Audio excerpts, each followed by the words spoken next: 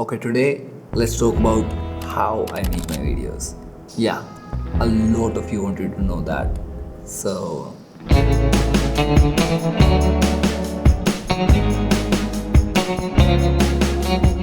filmmaking is messy, it's never linear, and something always goes wrong. So, learning about how other creators create their videos is extremely helpful. So, here's mine.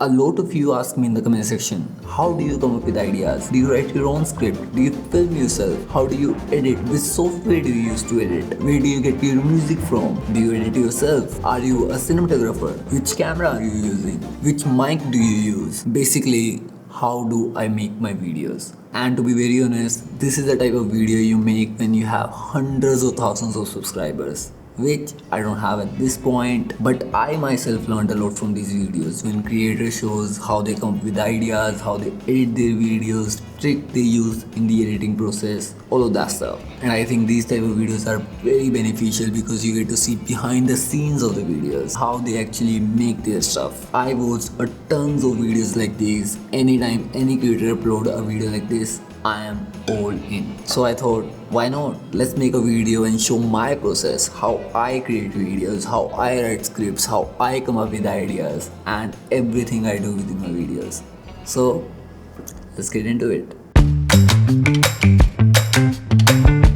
Just last week I uploaded a video on how to shoot cinematic videos with your phone. Then I planned this video that you're watching right now, wrote a script and everything. So now you and I are going to come up with the idea for the next video that I'm going to upload next week. I do have some ideas that I want to work with. I try to write as many ideas as I can whenever I get the chance, so I can just pick one and get started. But that's not always the case. Sometimes I just don't like any of them and come up with a new idea. And that's what we're gonna do now. So whenever I'm looking for a new idea or inspiration, I just go to YouTube and watch a lot of videos from similar channel than mine and find something that I like. And it can be anything. A tutorial on how to do a speed ramp, how to light a whiskey bottle for a photo shoot, or it could be a video just about shutter speed. And if I think I can show the same thing in an interesting way or in a unique way that my audience will learn something from, I just move on to the script phase. You might think, why would you cover the same topic that has already been covered by other creators? Because other creators are not you, and that's the most beautiful thing about YouTube.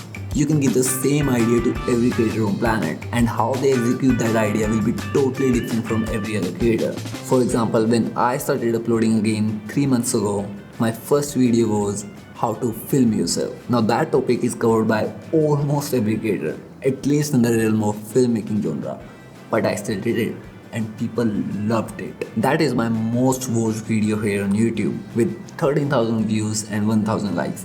I know it's not a lot, but it's amazing for the size of my channel. My point is, how you make your videos, how you teach people, how you convey your idea is much more important than the idea itself. So just start and you'll figure it out along the way, because if you're watching me, you're clearly into filmmaking.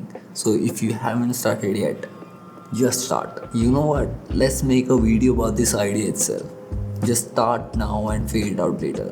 This could be a really good idea because I personally follow this advice with everything in my life. I remember when I got my first freelancing project, I didn't know how my client wanted me to edit that video in that particular style. I didn't know it, but I still accepted the project. I didn't even know how to deliver the project. But you figure it out. You'll always figure it out. And sometimes when you don't, it's a teacher. You learn something from it. And that's more important than succeeding in everything.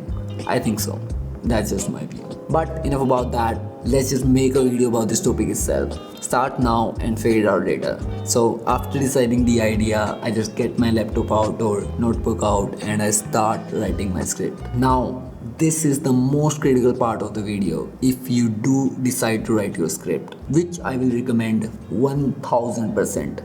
And remember what I'm going to say, lock it in your head. The better the pre-production, the better your final video will be. And I can say this without a doubt in my head. Instead of just sitting in front of the camera and start talking whatever comes to your mind, you need to have a proper script. Now I'm not saying you have to have all the lines that you want to say in your videos written down.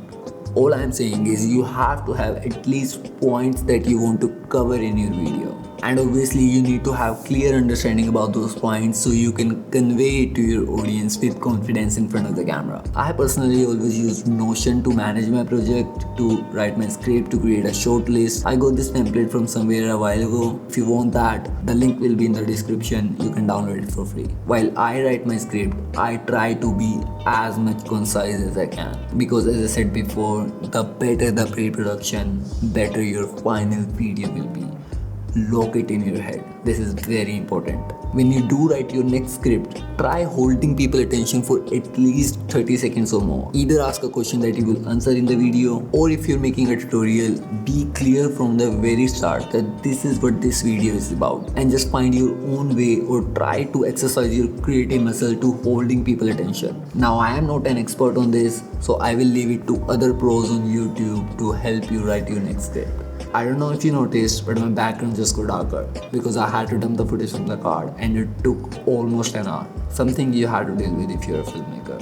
So get ready for it. Anyway, after writing the script, I just create my short list and figure out from the very start, okay, this is where my A roll and this is where I can add B roll. Creating the proper short list of the shots that you'll need in the edit is very helpful because you can shoot them at once. Otherwise, you'll have to set up your gears every time you need another B-roll while you're editing the video. Now, let's talk about my favorite part about these videos.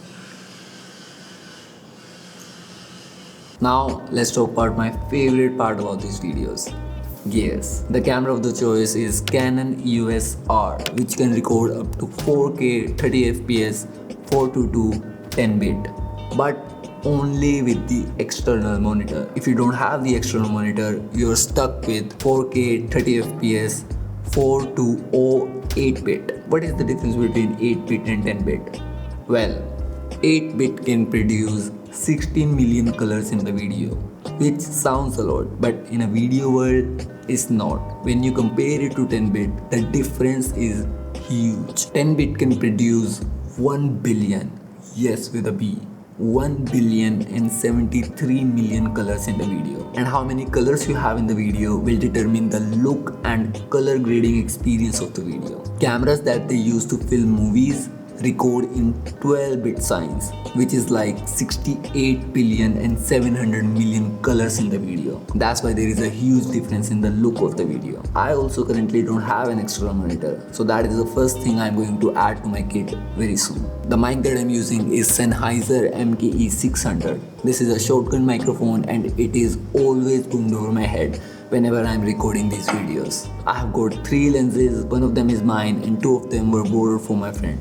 Thank you for that. For these A rolls, I always shoot in 15-35 G2 2.8 from Tamron. This is a wide lens, that's why it's perfect to shoot talking head videos like this. The 2.8 aperture in this thing gives me a very good shallow depth of field and separates me from the background. For almost all the B-rolls that you saw on this channel were shot on Nifty 50, which is 50mm 1.8.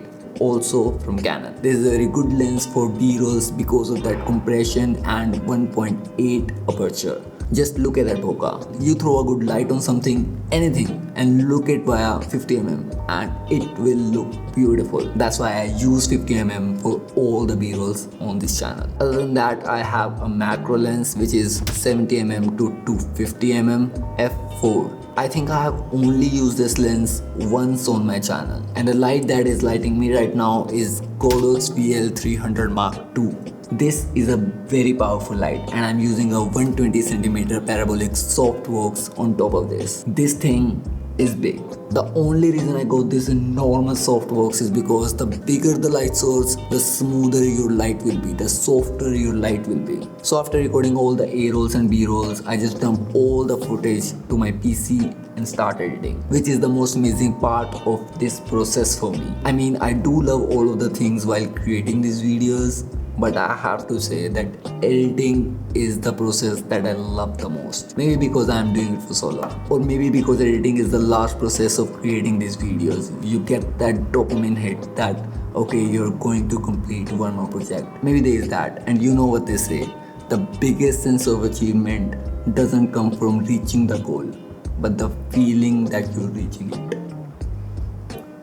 Anyway, I edit everything in Premiere Pro, or should I say, I used to edit everything in Premiere Pro. Yes, after years and years of Premiere Pro, I am finally thinking about switching to DaVinci Resolve, and I think it should be easy. For all my client works, I'm still going to use Premiere Pro because I'm just so used to the interface. I know where everything is. I have that muscle memory for all the tools that I need while editing my client work. And in DaVinci, I have to learn everything from start. It should be easy, as I said, because I come from the editing background. DaVinci just use different names for different tools, so it should be easy. And I'm just going to start editing my own videos in DaVinci and see if it holds up the reputation other creators give it. Also, Premiere Pro crashes all the time. I don't think I have ever completed a project without it crashing on me a couple of times. I don't think that has ever happened. I'll probably make a video about it as well. And there you go, another idea. As I said before, once you start, the things just fall into places. So just don't overthink it and start making whatever you want to make. So after the editing process, I just take a couple of pictures for the thumbnail of the video if I already didn't do it while recording the video itself. And it's done. Upload and send. And that's how we do things here, folks. And that's it from me this week. If you like this video, let me know by hitting that like button. But if you loved this video, let me know by hitting that subscribe button, because I am going to upload the video that we just created in this video, and I'm sure you're going to love it. Alright, keep creating and I'll see you in the next one.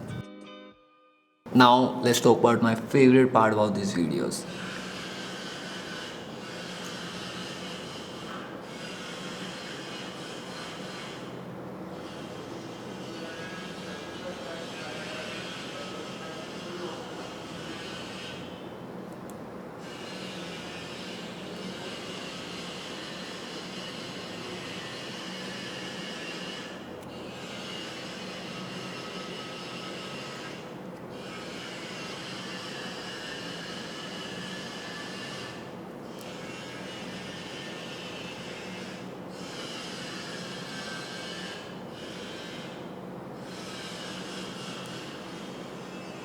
Something you have to deal with.